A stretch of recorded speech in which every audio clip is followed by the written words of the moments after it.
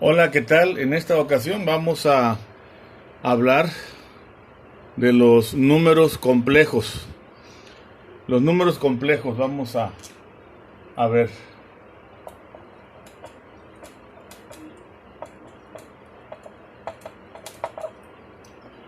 Muy bien, un poquito de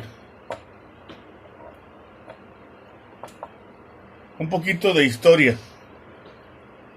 El número complejo nace como una respuesta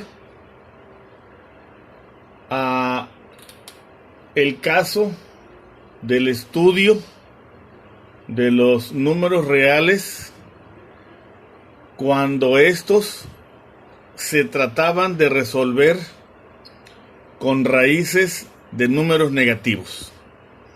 Ese es realmente el inicio de este tipo de números. Bueno, también para hablar un poquito de la historia, me gustaría primero establecer que el número complejo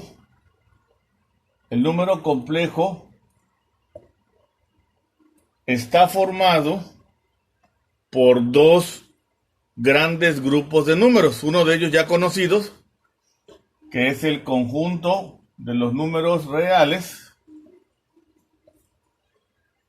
y por otro conjunto, que es el que vamos a comentar ahorita, que es el conjunto de los números imaginarios. La definición entonces del número complejo precisamente es esa. Número complejo es la combinación de números reales con números imaginarios. ¿Los números reales cuáles son? Bueno, acuérdense que son de dos tipos: los racionales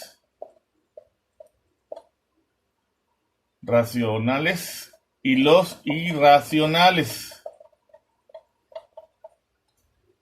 Aquí en los racionales pues entran los enteros, las fracciones, los decimales,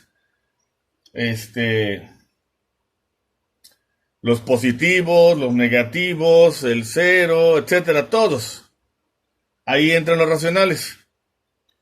¿Sí? Todos en un momento se pueden expresar en forma de una ración, o sea, de una fracción o de un tipo de fracción que puede ser fracción propia o fracción impropia. Pero bueno, en general decimos que los racionales son todos los números que conocemos, más además de los irracionales, que son aquellos que de alguna manera tienen otro formato, pero que también involucran a los números tradicionalmente llamados reales, que son, por ejemplo, el número pi, que más bien el número pi es una constante universal, ¿verdad? O el número e, y así. Y además, bueno, también los de raíces, ¿no? O sea, raíz de 4, raíz de 5, raíz de 20, etcétera. Todos aquellos que resultan de las raíces, cuadradas, cúbicas o de cualquier orden,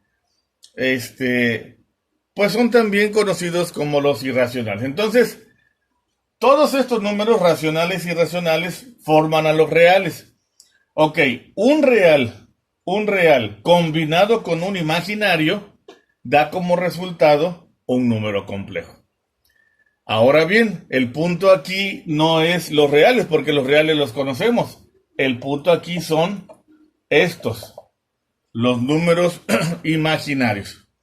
Y es ahí donde pues también vale la pena hablar un poquito de historia, cómo nacen, cómo surgen, para entrar después al número complejo ya a su forma, sus tipos, sus conversiones, etcétera. Entonces vamos a borrar aquí para abrir espacio. Para hablar un poquito del número imaginario.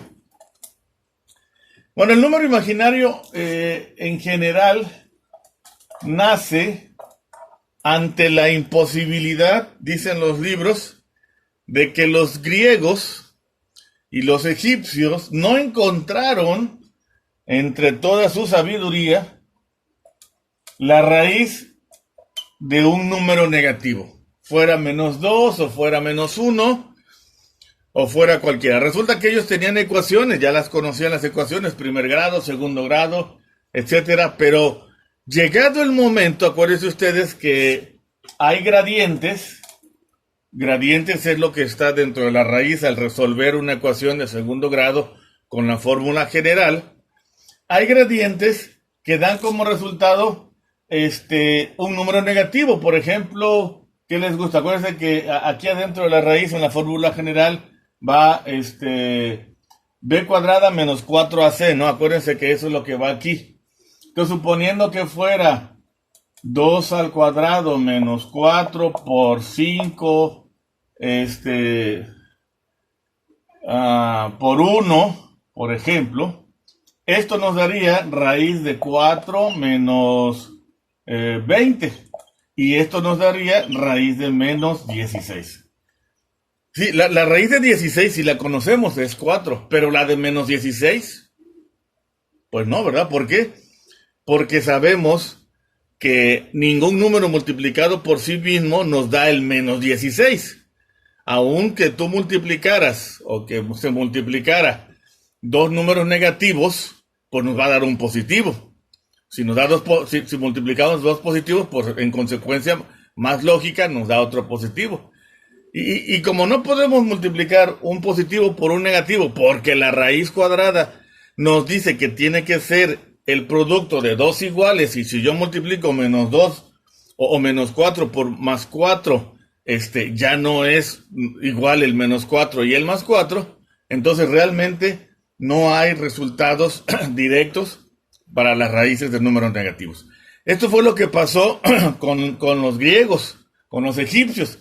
Se enfrentaron a esta situación y pese a toda su sabiduría, porque finalmente ellos inventaron las matemáticas, pues no encontraron nunca.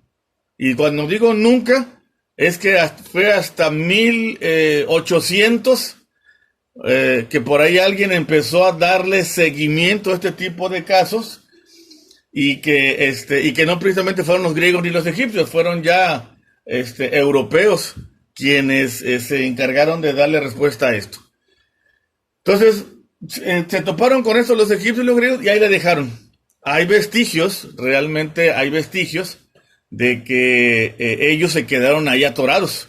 Hay un documento que se llama el papiro de Rin. Ese papiro de Rin, ustedes lo pueden investigar en internet, pues métanse ahí y van a darse cuenta que dice que es el primer documento que atestigua en donde los griegos y los egipcios escribieron las matemáticas que ellos conocían. Entonces, hay pruebas de que ellos se enfrentaron a este tipo de números, las raíces negativas, y que no pudieron con ellos, ahí se quedaron.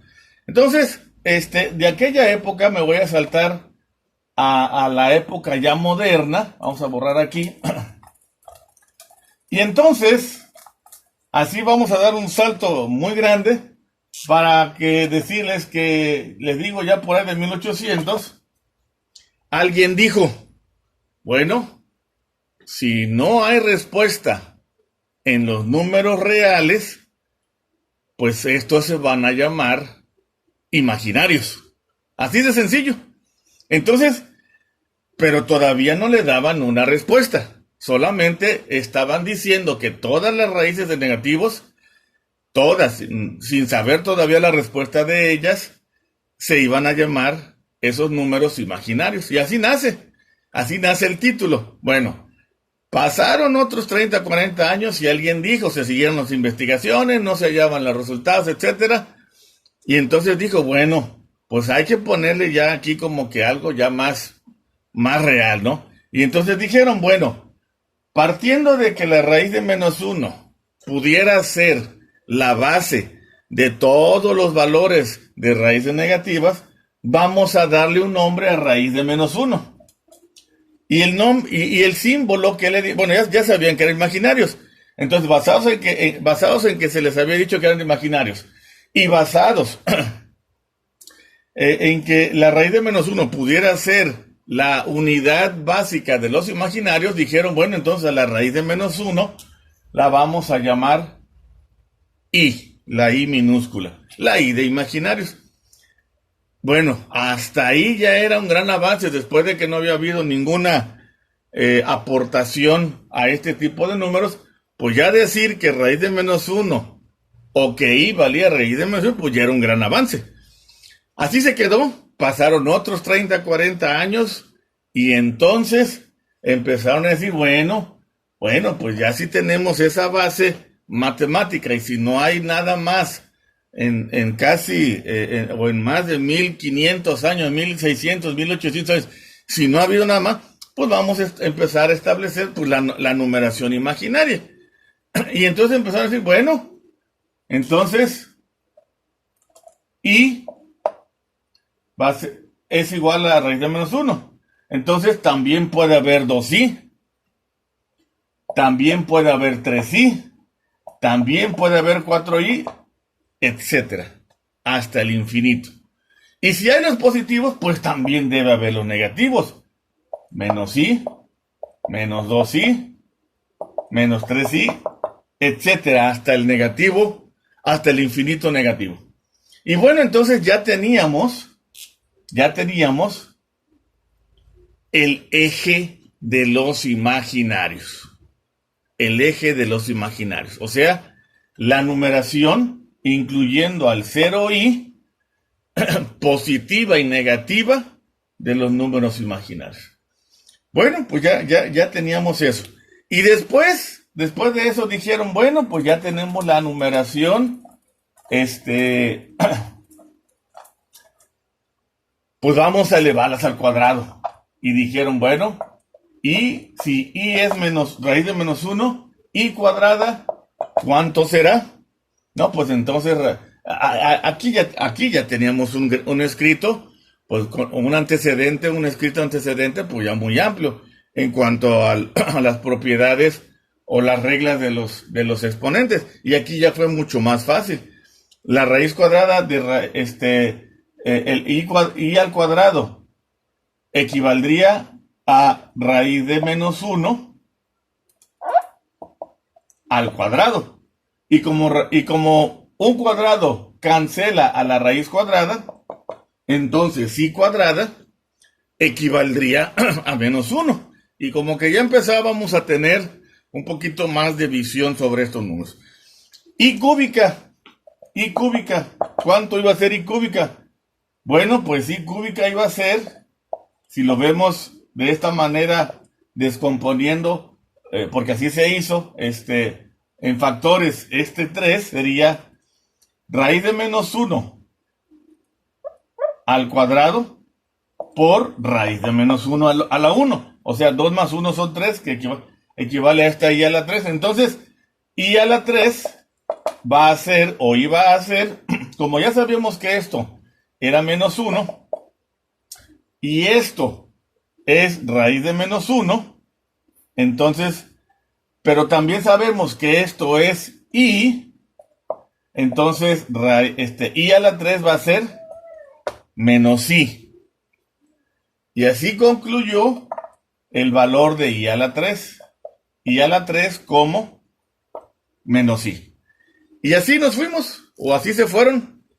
Después, ¿qué dijeron? Bueno, pues ahora vamos a hacer i cuarta. O i a la 4. Bueno, i a la 4, ¿cuánto es? Pues 2 veces raíz de menos 1 al cuadrado. O sea, esto, ¿no? Raíz de menos 1 a la 4. Por lo tanto, i a la cuarta es igual, pero ya sabíamos que raíz de menos 1 al cuadrado es menos 1. Entonces, menos 1 por menos 1, ¿cuánto nos da? Menos por menos da más. Y entonces tenemos que i a la cuarta es 1. Y así, entonces, se fueron agregando más y más conocimiento al concepto de la i, o sea, la de la unidad básica del número imaginario, pues hasta que se llegó ya a tener un conocimiento pues un poquito ya más estable, ya no tan indeciso de la numeración de los números o del conjunto de números imaginarios.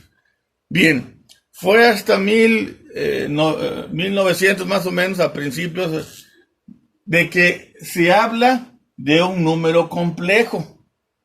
Y volvemos al concepto de hace un momento. El número complejo como la combinación de un número real con un imaginario. En realidad, por ahí los libros nos dicen que el número complejo se representa como A más BI. Así es la forma general del número complejo, donde A es un número real, B también es un número real asociado con un imaginario. Y aquí es donde se da el concepto de complejo. Complejo es la combinación de un número real con un número imaginario. Visto como un esquema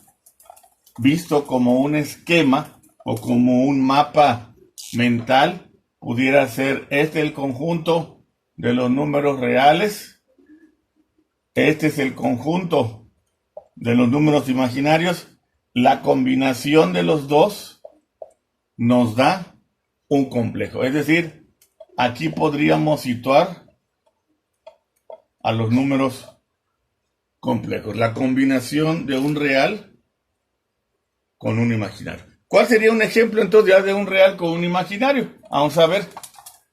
Ahora sí ya vamos a entrar a ver al número complejo. Con números muy prácticos voy a poner 2 más 5i. Este es un ejemplo de un número complejo.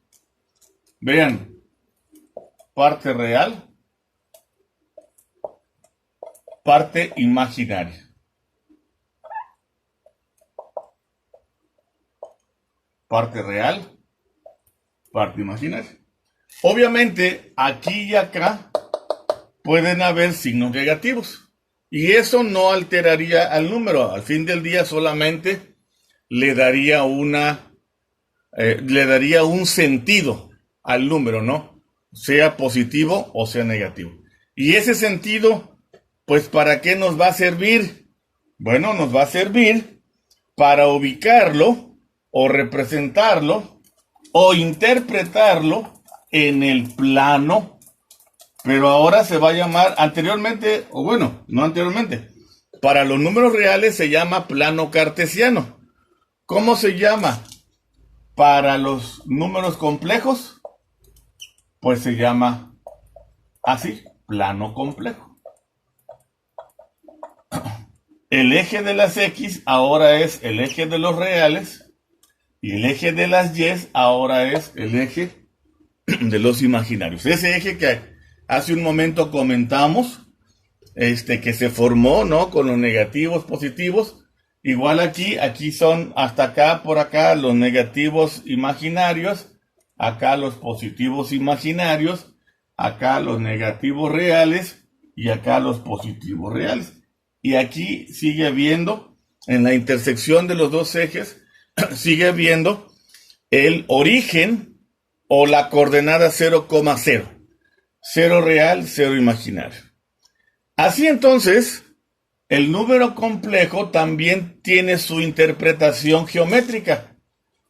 Por ejemplo, si yo quiero el 2 más 3i, interpretarlo geométricamente o representarlo en el plano complejo, buscaría en el eje horizontal o en el eje R el 2 y buscaría el 3 positivo, ambos, en el imaginario. ¿Dónde está el número complejo? Bueno, está aquí, donde se intersectan los dos. Ahí está el 2 más 3i. Ahí está. ¿Sí? Es un punto, obviamente, ¿no? Una coordenada. Obviamente aquí no es como en los números reales que solamente están en un solo eje. El complejo necesita dos ejes. Es un número bidimensional. Por lo tanto, también se le llama un número complejo en la forma rectangular. ¿Por qué rectangular? Pues porque necesita dos coordenadas. Y las dos coordenadas, si se dan cuenta, vamos a puntear aquí y acá. Si se dan cuenta, ¿qué formó? Pues formó un rectángulo, que puede ser también un cuadrado, o un rectángulo con las mismas medidas en sus lados, pero que finalmente es una coordenada. Es un punto, un punto que representa a dos coordenadas. Y si es un punto que representa a dos coordenadas, fíjense qué podemos hacer con este punto. Unirlo con el origen. Y si lo unimos con el origen, ¿qué encontramos? Pues encontramos un vector. Esto es un vector.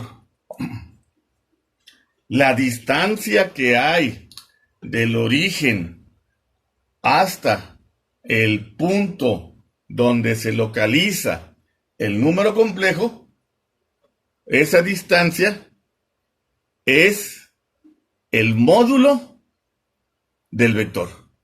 O sea, su distancia. Módulo y distancia es lo mismo. Y si tenemos esto, también podemos mencionar que tenemos entre el eje real y este vector, ¿qué tenemos que ver, que vemos ahí? Un ángulo. Es decir, aquí ponemos ángulo, o sea, la separación entre el eje real y el vector. Esta se mide, obviamente ustedes recordarán que esto se mide en grados. ¿Sí? Entonces, y si tenemos un vector y si tenemos un ángulo, bueno, ya tenemos una nueva manera de nombrar a el número complejo, una nueva forma de representar o de indicar un número complejo. Si yo, por ejemplo, te digo que la distancia del módulo o el módulo, vaya, el valor del módulo es 5. Vamos a suponer, no es que yo esté hablando de la distancia de no, aquí no da 5, pero suponiendo que el módulo de un número fuera 5 y que su ángulo fuera, por ejemplo, 38 grados, entonces esta forma de decir al número o de nombrar el número es otra forma, además de esta, la de 2 más 3 sí, es otra forma de mencionar o de indicar la posición de un número complejo. Así como, así como a esta forma se le conoce la forma rectangular del número complejo, a esta otra forma se le llama la forma polar del número complejo. Y eso de polar proviene de que a este punto se le llama o se le conoce en trigonometría como polo. Acuérdense que es el que va a girar en un momento dado y nos va a generar la circunferencia relacionada con el módulo o distancia del vector. Bueno, ya estoy entrando un poquito en trigonometría, pero es que así es. No podemos abstraernos a hablar de la trigonometría porque el número complejo lo requiere precisamente. Muy bien, entonces, en resumen, el plano complejo está compuesto por dos ejes, el eje real y el eje imaginario. En el eje real acomodamos el número real y en el imaginario, el número imaginario, localizamos los valores tanto en el eje real como en el imaginario, y en la intersección de esas dos coordenadas colocamos el punto. El punto viene a ser la representación geométrica del número polar. Pero también el número polar, el número complejo en forma rectangular, también se pudiera expresar en una forma polar, indicando primero el módulo y después el ángulo en que se encuentra. Miren, vamos a ver ahora, digamos, este número polar, este número complejo en forma polar, lo vamos a ver como si nos lo dieran ahora de inicio. En este momento, hace un momento vimos cómo dándonos las coordenadas reales e imaginarias pudimos dibujar el número complejo. Pero ahora vamos a suponer que nuestro número complejo nos los dan, o sea, no nos los dan en rectangular, sino nos lo dan en polar, y nos dicen que es 3 ángulo de 45 grados. Dicen, ese es el número polar, ese es el número complejo forma polar, y nos dicen, interprétenlo en el plano. Bueno, ¿cómo le haría? Bueno, igual. Si yo sé que 3 es la distancia del módulo, aquí en el eje real cuento 3. Ahí está, 1, 2, 3. Ahora bien, aquí está el polo. Ahí está el polo. Pero ¿hasta dónde va a recorrerse ese polo? Dice aquí 45 grados. Bueno, 45 grados, acuérdense que es muy sencillo. 45 grados es la mitad de 90. Entonces tiene que estar aquí. Ahí debe estar un aproximado, ¿no? De 90 grados. Aquí suponen que hay 45 grados, la mitad de los 90, que es un cuadrante nada más. Pero entonces lo que hago ya nada más es trazar mi semicircunferencia. Aquí, por ejemplo. Y bueno, aquí, con esta partecita de mi semirrecta, es donde está mi número complejo. Entonces, ya tengo dibujado, ¿verdad?, el número complejo a partir de datos como el módulo del vector y el ángulo. Entonces, se puede trabajar de dos maneras: por medio de la forma rectangular o por medio de la forma polar. Ahora bien, ustedes me van a preguntar, o ustedes se van a preguntar, bueno, ¿y este número a qué equivale? ¿A qué equivale? En la forma rectangular, bueno, eso lo vamos a ver en un siguiente video. Hasta ahorita les estoy presentando al número complejo y sus dos formas básicas, que son la forma polar y la forma rectangular. Muchas gracias por su atención, y ahorita en otro video veremos lo que es cómo convertir del número polar al número rectangular y viceversa, del rectangular al polar. Gracias por su atención, nos vemos en el próximo video.